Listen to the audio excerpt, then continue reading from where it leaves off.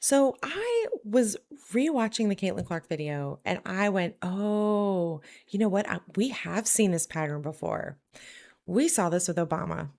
And Obama was pretty interesting because he did not come through like the normal channels of power where someone is sort of mentored and actively shepherded into like a high position.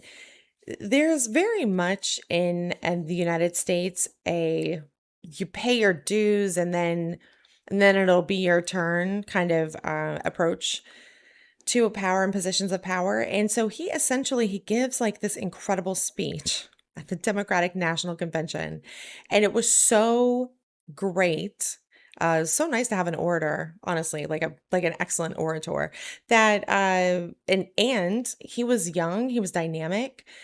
We kind of have a bit of a gerontocracy happening here. So I think people were also just very excited to see someone who wasn't 70 or 80 years old in a position of power. And so he ends up coming in to the presidency of the United States against the wishes of many, many, many people and also people in positions of power.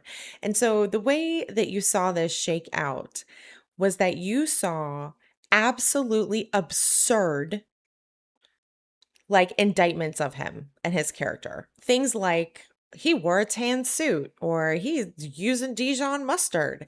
Honestly, absolutely ridiculous things that they were making a big deal about. The same people who are now watching Donald Trump and thinking everything is a-okay, which is bonkers to me.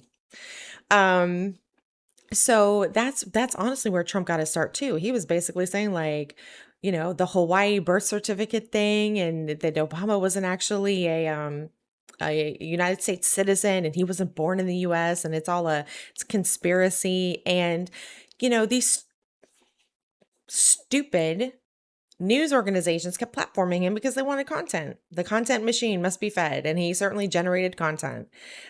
So anyway, thanks for that Faustian bargain news stations.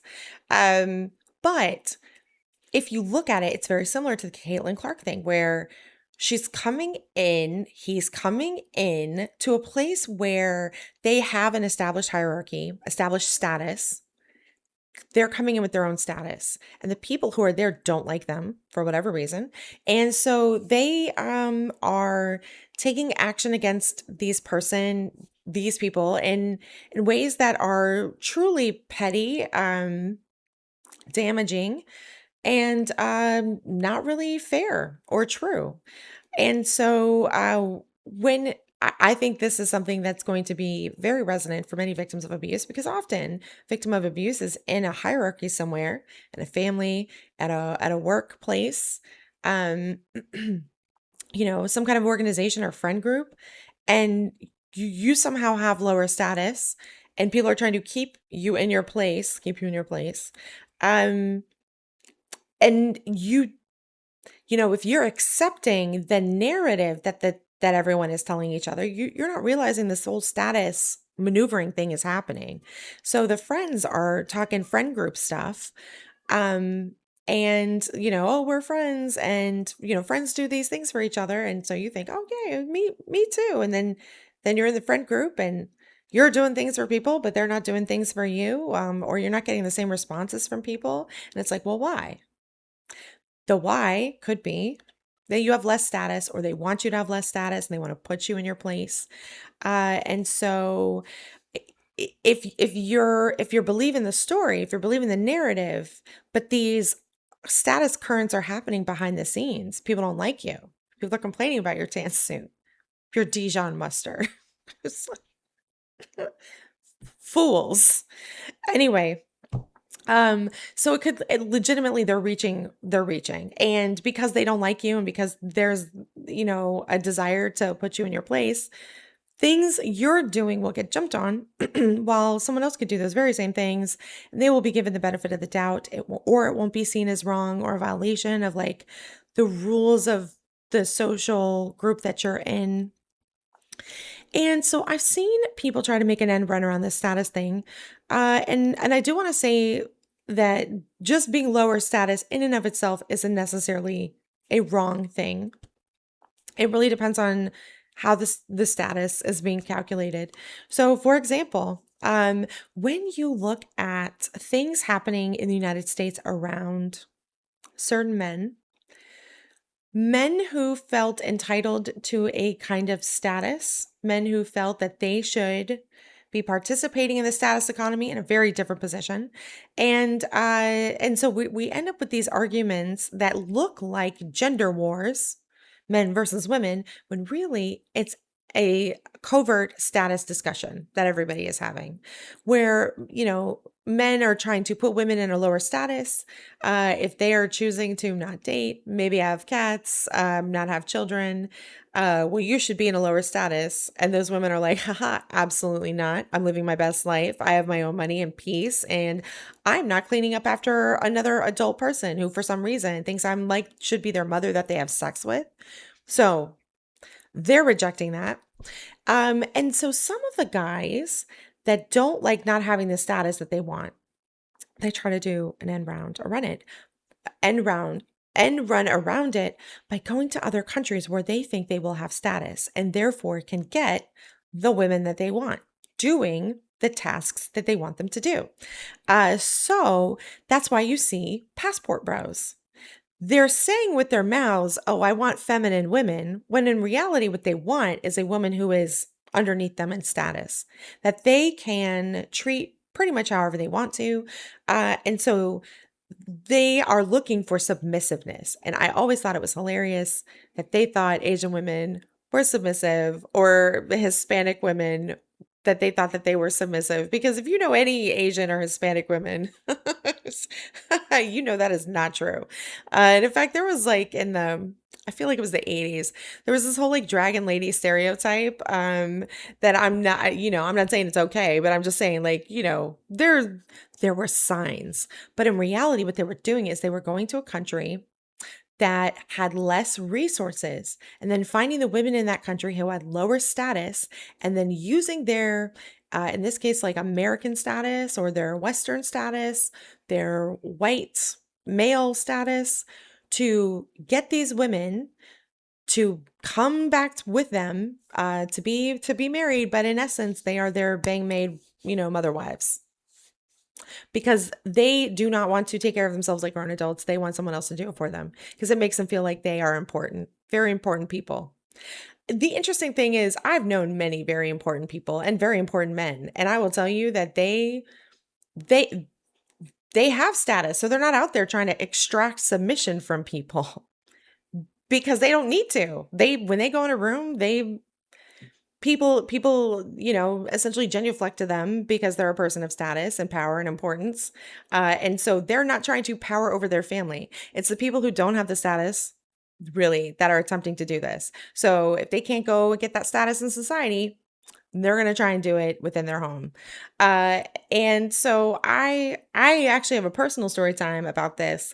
When I was a kid, my dad would talk my dad would talk about how he wanted to go to a Latin American country and get a woman who would just be impressed that he had shoes. Again, why do I know this? Why did he tell me? Because he just just another layer on the pile of abuse. Anyway, so it was but these are the same guys that are going to act like women are gold diggers. And I'll tell you also, as someone who's known VIP important men, they understand. They understand that if you want a beautiful woman who is who looks beautiful, she's taking care of herself, it takes money. You want a trophy wife, it takes money. It's appointments, it's hair appointments, nail salon, eyebrow threading, you're at the gym, you're doing Pilates. Like, it is work. It is work to be a beautiful woman. Anyone who acts like it isn't is someone who doesn't know what they're talking about or wants to downplay the level of work that it takes. So they want the beautiful woman, but they don't value the beautiful woman. And so they will basically go try and find a beautiful woman in another country that they think that they can get to come be with them, but they don't actually they want to possess the beauty, but they don't value it. They don't value the work it takes to have it. And then they basically work this person like like a servant, sometimes even a slave, depending on the specific dynamic, and if they take their passport or if they guilt them by saying, well, I gave you this life in this country. Meanwhile, these women are isolated. So it doesn't matter they're in a nice house compared to where they lived, because they don't get to enjoy it. They're just sitting there cleaning it. So anyway, these same guys are going to be big mad about, gold diggers while they're youth digging, while they are status digging, while they are attempting to trick a person into being underneath them, submissive in a hierarchy so that they can feel better about themselves. Very important. VIP.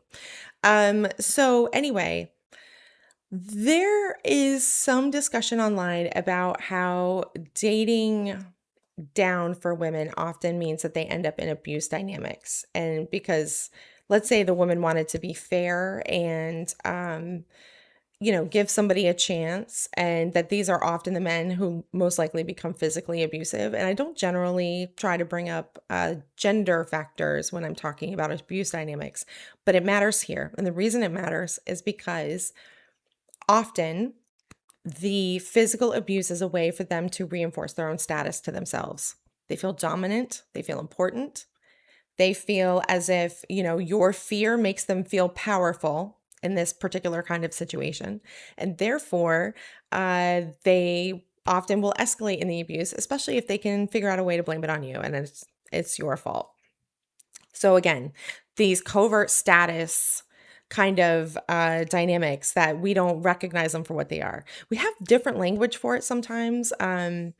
So when people are talking about, let's say, white supremacy, that is essentially a status discussion, in my opinion. Or if you're talking about like feminism, right? Status discussion. People who have been lower status in society who do not want to be lower status in society anymore and are attempting to be in a higher status. And the people who have been in the higher status don't generally like that. And so that's why you get that quote about how, what is it? Boundaries feel like oppression to someone who feels entitled or something along those lines, where basically if you are setting boundaries with someone who in their mind thinks they're above you, they're above you in status, they're above you in power. How dare you? Where the thing is, again, I've seen genuine leaders and the way that they approach people below them is not in a you must submit to me way. They're trying to bring people up with me. They are mentoring or bring people up with them. They are mentoring. They are trying to, they enjoy bringing along the next generation, or they enjoy building connections. They enjoy helping people get to be in successful places. It is a much different attitude. So when you see like actually powerful people, actual people with power and status making these choices versus someone who has, let's say, somewhat of an inferiority complex, someone who, calls women dogs, like we have in the White House right now. And so he thought the status was about getting to be president. If I'm president, people are going to treat me in a certain way. They're going to genuflect. I will be worshipped essentially. And it's not going the way that he wants. And so the more he wants it, the more he's going to push for it. And it's going to be interesting to see how this whole America 250 thing goes down, because I don't think it's going to go down the way that he wants. And in fact, people had a better time at the FIFA World Cup 2026.